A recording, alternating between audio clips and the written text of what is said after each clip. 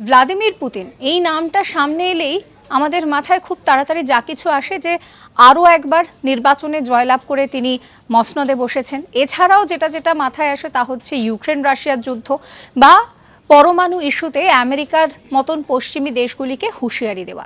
কিন্তু জানেন, এই যে রাষ্ট্রনায়ক, তার শৈশবটা ভীষণ কষ্টে কেটেছিল। সেই সময় নাৎসি আন্দোলন চলছে, আর সেই আন্দোলন প্রচুর মানুষের প্রাণ কেড়েছিল। এই মুহূর্তে যেটা সেন্ট পিটারবার্গ নামে পরিচিত, সেই সময় তার নাম ছিল লেনিনগ্রাদ। সেইখানেই তার জন্ম।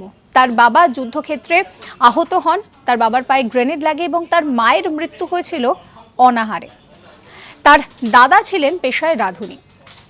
কেন বললাম যে তার শৈশবটা প্রচণ্ড যন্ত্রণায় কেটেছে? এক তো অর্থাভাব ছিল, তিনি যে বাড়িতে থাকতেন, যে অ্যাপার্টমেন্টে থাকতেন, সেটা ভীষণ ছোট ছিল। আর শুধু তাই নয়, শীতের জায়গা, সেখানে আমরা জানি যে গরম জল ভীষণভাবে আবশ্যিক।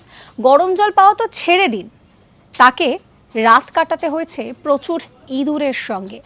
আর এই যে কোনো কিছুকে পরোয়া না করা বা কোনো কিছুর সামনে মাথা নত না করা, এই তার যে মনোভাব, পরবর্তীতে আমরা এই রাশিয়া ইউক্রেন যুদ্ধের মধ্যে যেটা দেখতে পেয়েছি, তা কিন্তু তার শৈশব থেকেই এসেছিল। তিনি বুঝেছিলেন যে প্রতিপক্ষকে যদি বেশি প্রায়োরিটি দেওয়া হয়, তাহলে প্রতিপক্ষ তাকে হারিয়ে দিতে পারে।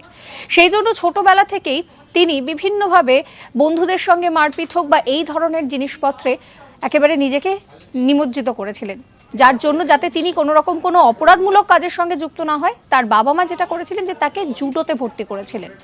তো এইভাবেই এক রাষ্ট্রনায়ক তিনি কিন্তু ছোটবেলার যে সমস্ত কষ্ট, সেই সমস্ত কষ্টকে বুকে বয়ে বেরিয়ে তিনি তার পরবর্তীতে এই মুহূর্তে যেই রূপ ধারণ করেছেন, তা কিন্তু অবশ্যই তার শৈশবের প্রতিফলন। এরকম সমস্ত কন্টেন্টের জন্য সাবস্ক্রাইব করবেন আজ তাক বাংলার ইউটিউব চ্যানেলকে।